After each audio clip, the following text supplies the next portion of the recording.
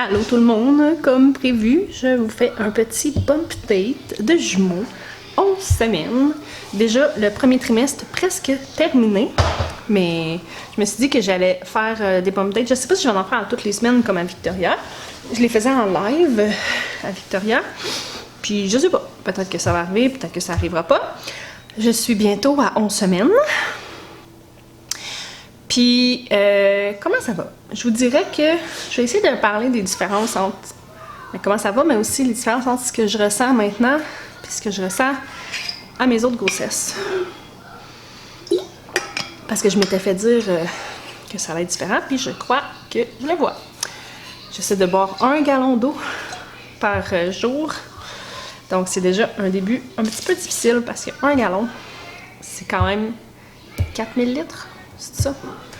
En tout cas, c'est 128 onces. Ma bouteille, elle fait 17 onces. Fait que ça m'en fait pas mal. Mais ça va. Donc, mon chum est revenu la semaine passée. Puis, je suis vraiment moins fatiguée depuis. Est-ce que c'est à cause de mon chum ou est-ce que c'est à cause que j'avance dans la grossesse? Je sais pas, mais ça me fait un petit peu chier, le fait que ça concorde. Pas dans le sens où c'est que je désire être fatiguée, c'est juste que quand il était pas là, j'étais tellement exténuée. Je faisais des siestes avec Victoria. Je pouvais faire une sieste de 2 heures le matin, de 2 heures l'après-midi. Victoria est rendue qu'elle dort la nuit, fait que je dormais ma nuit, puis genre je me couchais à comme 8 heures, je me relevais à 7 heures, puis j'étais juste complètement exténuée. Je pouvais pas tant dormir. Maintenant qu'il est là, je pourrais dormir plus, mais je ne dors pas vraiment plus. Puis surtout, j'ai de la misère à me rendormir. Je me réveille parce que j'ai envie de pipi. Puis là, j'ai toute la misère du monde à me rendormir. Il se lève le matin avec les enfants vers 7 heures. Puis il commence à travailler vers 8 h, 8 h 30, 9 h. Fait que souvent, il va... Ben, pas souvent. Il me laisse dormir à tous les matins. Sauf que vu que les enfants me réveillent à 7 heures, j'ai beaucoup de misère à m'endormir après ça. C'est pas parce qu'il n'y a pas de fatigue, là. Fait que c'est un peu ça. Puis là, j'essaie de faire des siestes avec Victoria. Mais j'ai aussi beaucoup de misère à m'endormir. Fait que ça, c'est un affaire que je trouve vraiment plate. Mais clairement, je suis plus fatiguée qu'à mes autres grossesses. Sinon, je suis contente que ça soit moins pire que c'était. Par exemple, on va se le dire.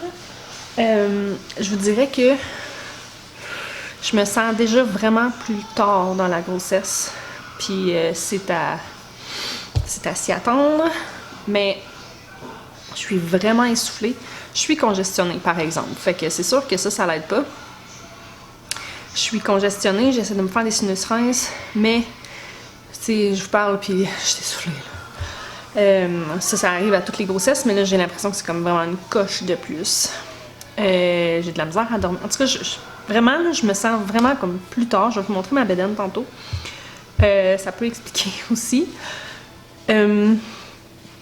À part de ça, c'est ça, en fait, en ce moment, c'est ça le plus gros, c'est que je me sens comme, je sais, je commence à avoir des reflux, je commence à avoir les effets comme d'une grosse bédaine, malgré le fait que je suis juste à 11 semaines, puis des effets hormonaux aussi, que, tu sais, clairement, il y a plus d'hormones là-dedans. J'ai tellement mal au nerf sciatique, ça a commencé cette semaine. J'ai toujours eu mal au nerf sciatique pendant mes grossesses.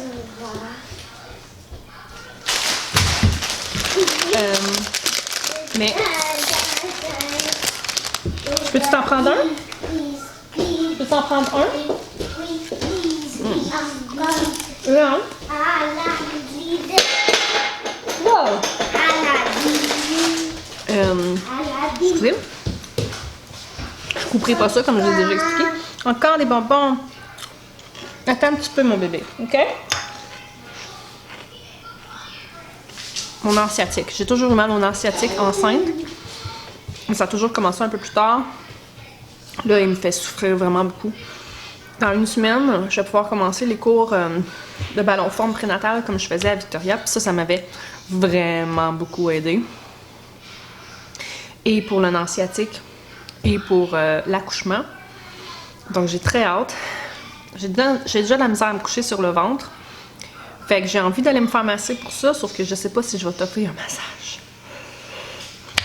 Faudrait que je l'essaye au moins, là. Je me dis que ça allira pas en s'améliorant. Sinon, la grossesse, je dirais que là, j'en suis pas revenue encore. Je peux pas en parler trop, mais c'est ça que je trouve un petit peu difficile, c'est que moi, je parlerais juste de ça. Juste de ça.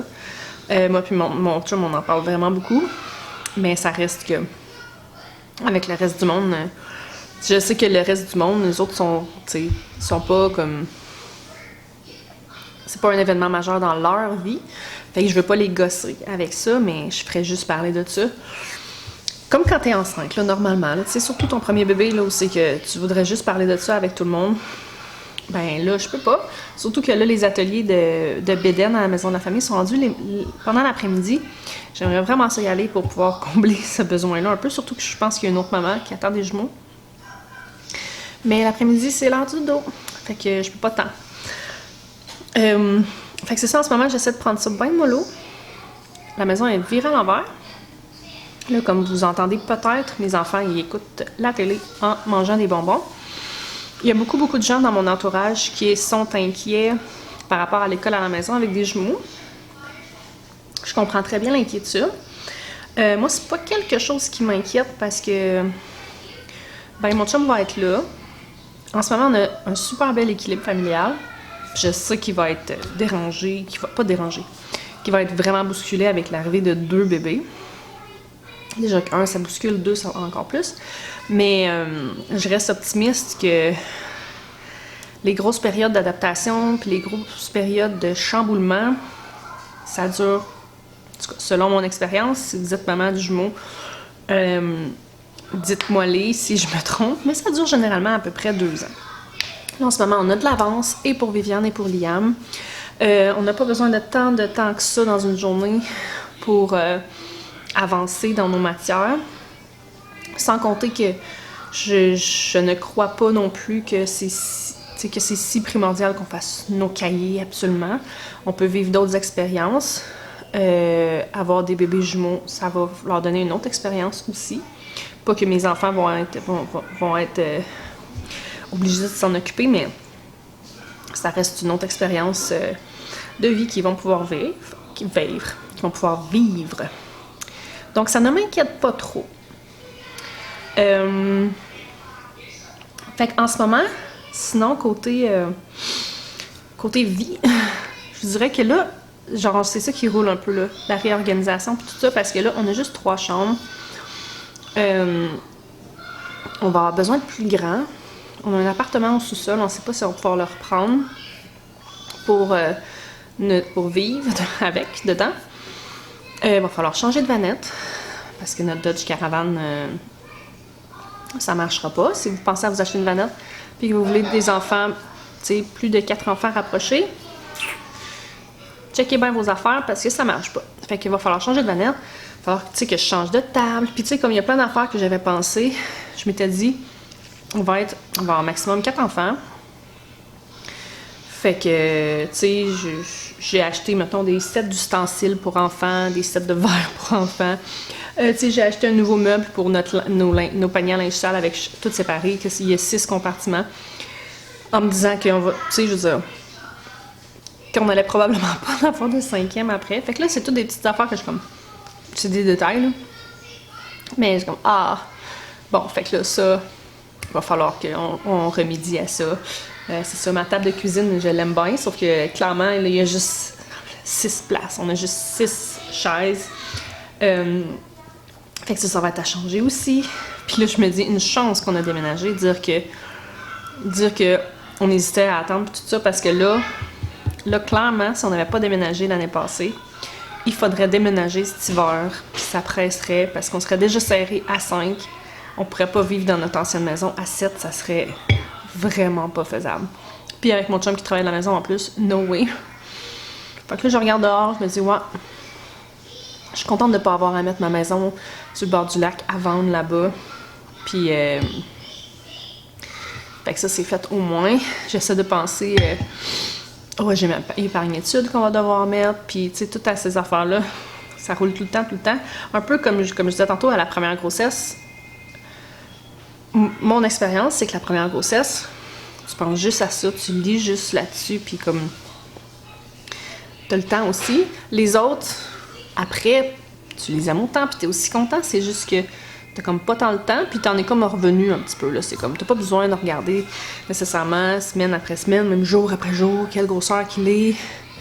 Tu sais, checker des blogs, des vlogs, tu sais. Tandis que là, avec 2, je me sens comme Marie-Viviane, où c'est que je pense juste à ça, je pense juste à comment on va s'organiser, j'essaie de trouver des articles, des affaires. Puis il y en a pas tant sur les jumeaux, il y en a. Mais tu sais, j'ai comme... Je suis pas rassasiée de l'information que je trouve. J'ai un livre que je suis en train de lire qui s'appelle « Jumeaux, mission possible ». Puis après ça, j'ai commandé un autre livre sur l'accouchement naturel de jumeaux. Ça, c'est une autre affaire, là. J'étais terrorisée. C'est bizarre, hein? Quand je suis tombée enceinte du 4e, je suis comme devenue angoissée d'accoucher une 4e fois. Comme si les autres fois, ça avait été si bien que là, ça se peut pas que ça aille encore mieux. Fait que là, j'étais comme terrorisée à l'idée de réaccoucher. Puis là, il va falloir que j'en accouche 2. Puis selon la médecin, à mon hôpital, ils sont très ouverts aux accouchements naturels, même les sièges. Puis là, vu que j'en ai déjà accouché 3, que bébé 1 se présente par la tête ou par le siège, je vais l'accoucher. Puis l'autre aussi, à moins qu'il soit juste branch, là, en anglais, là, mais tu sais, comme de travers, qu'il soit pas bien placé. Ni les fesses en premier, ni la tête en premier. Fait que ça me stresse vraiment beaucoup. Puis là, je lis comme les interventions, la grande extraction qui appelle, puis comme toutes sortes d'affaires, puis je suis comme, oh mon Dieu, tu sais. Mais c'est un challenge que j'espère être capable de... J'espère pouvoir avoir. Puis c'est ça. Sinon, je suis comme ouverte là à...